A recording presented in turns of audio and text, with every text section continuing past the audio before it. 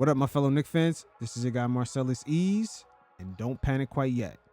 Now, in this segment right here, we'll be taking a look at the only time this season the Knicks offense was not only able to maintain themselves against a high-level defense, but also control the game while facing major adversity on the road.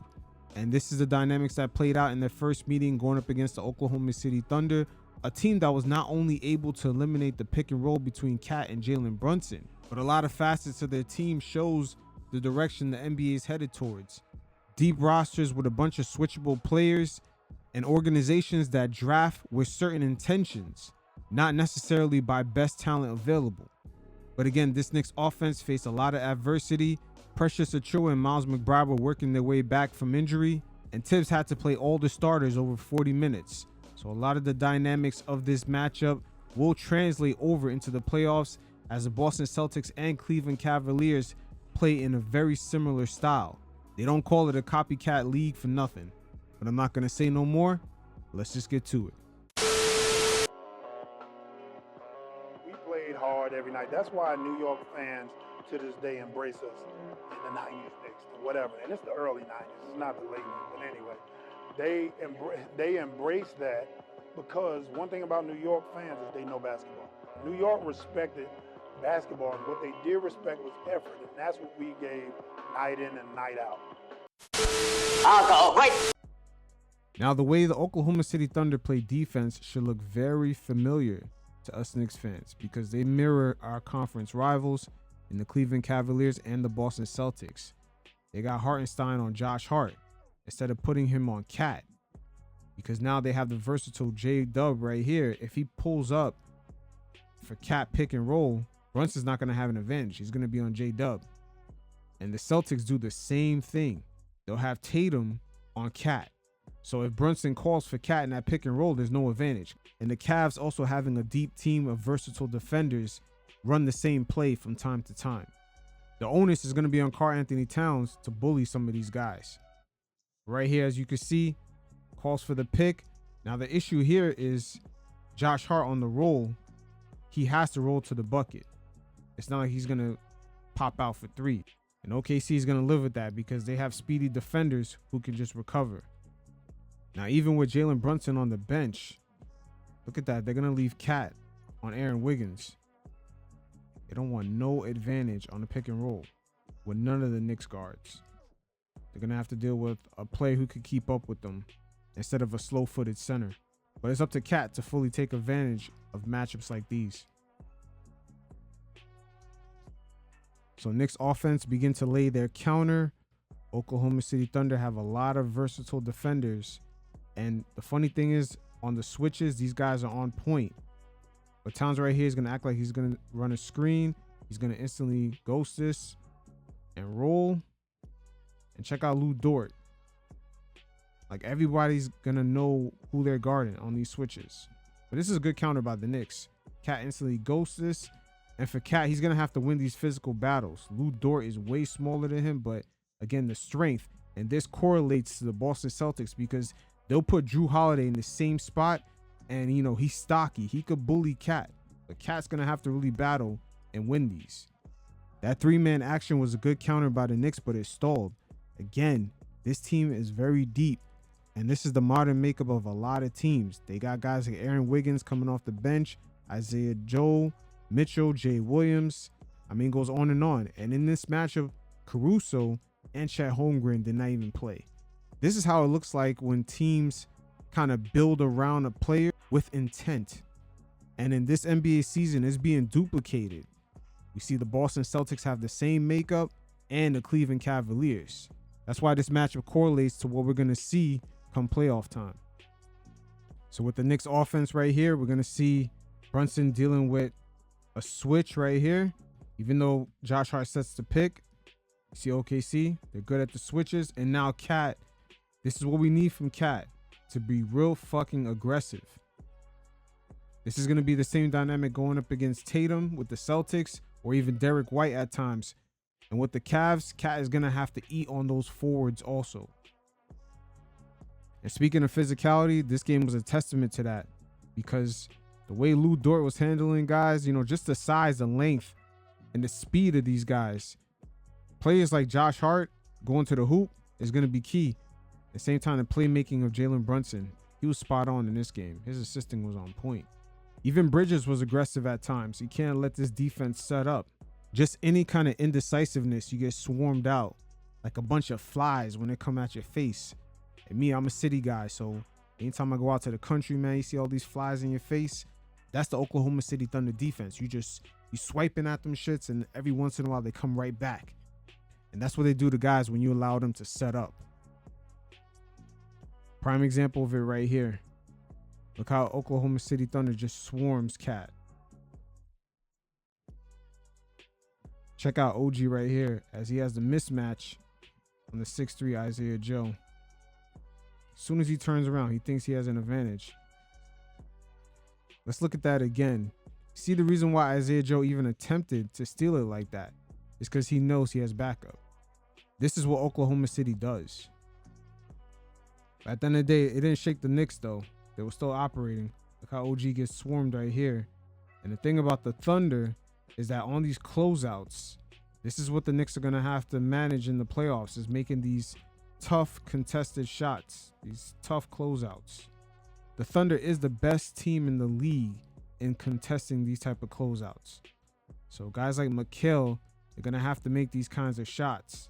These things are definitely going to have to be applied when going up against the Cavs or a meeting with the Celtics in the playoffs. But so far, we're seeing the dynamics here kind of play out in a way where the Knicks had a lot of adversity in this matchup. Again, all the starters played 40 minutes plus. And the Thunder, as you can see from their speed, their versatility on defense, dealing with that for 4 quarters. Meanwhile, the Thunder bench dropping 44 points versus the Knicks 5. You start to see how the squad started letting up and losing the lead while the game progressed. But the Knicks continued to make tough contested threes. And no matter where OKC was on the court, whether they're swarming guys like Jalen Brunson, they still got themselves out and contested 3-point shots. Look at Isaiah Hartenstein. See, the Knicks have to make these kind of 3-point shots going up against our top Eastern Conference rivals. These teams have too much size and depth. And I'm wondering if Tibbs is going to dig deep in that bench come April, May. But going back to this matchup, another dynamic that was at play was with Jalen Brunson just dealing with a lack of pick and roll with Cat because, of course, now he's sticked on J-Dub. But the Oklahoma City Thunder, they're one of the best teams in the league with deflecting entry passes. So them passing lanes in this game were really tight, but JB was still able to make things happen. Here's the Knicks going up against that speedy small ball lineup. Look at SGA. Kind of sagged off away from Bridges right here. And even in the pick and roll, they leave the small Isaiah Joe down low. And SGA is completely sagged off of Bridges. But they use that to their advantage because they can close these out quick. Even on that original roll by Precious, they had Williams kind of trying to figure out whether he's going to stick to Precious or close out on OG. They were comfortable leaving him on that 2-on-1 situation. This is kind of crazy when you think about it. They dealt with this. Guys playing 40 minutes plus with these speedy ass fucking defenders. This is kind of crazy. But I give props to this offense. They just need a little bit of just bench points. Has someone come off the bench and provided more than just the 5 points versus the Thunder's 44 points. Guys could have had more energy to close out this game. Just heading back to this. Look how SGA sagged off of Brunson. He knows he can close this out. Man, and they always have a smaller defender. Like, they're not afraid of just kind of switching it up a little bit, but they're fast as hell. When they play small, they're definitely playing a speed game right here. Just look how everyone just closes in.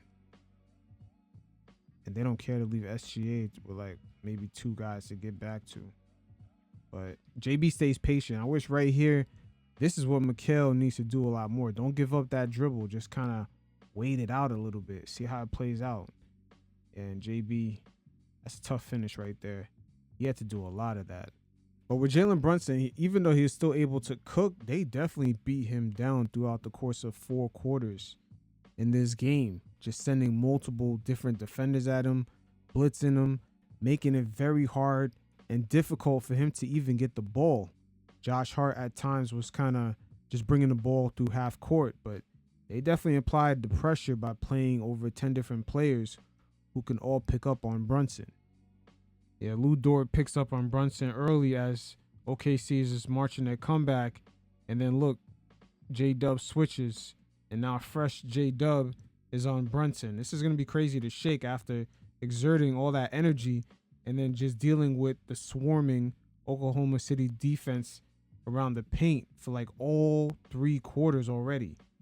And sometimes the nuances between the different NBA eras, you see it kind of play out because nowadays the league is a little bit more technical. And also at this exact time, there's a lot of versatile players coming in the league that could defend multiple positions. You got 6'8", 6'9", 6'10 guys who are just out there defending 30 feet out.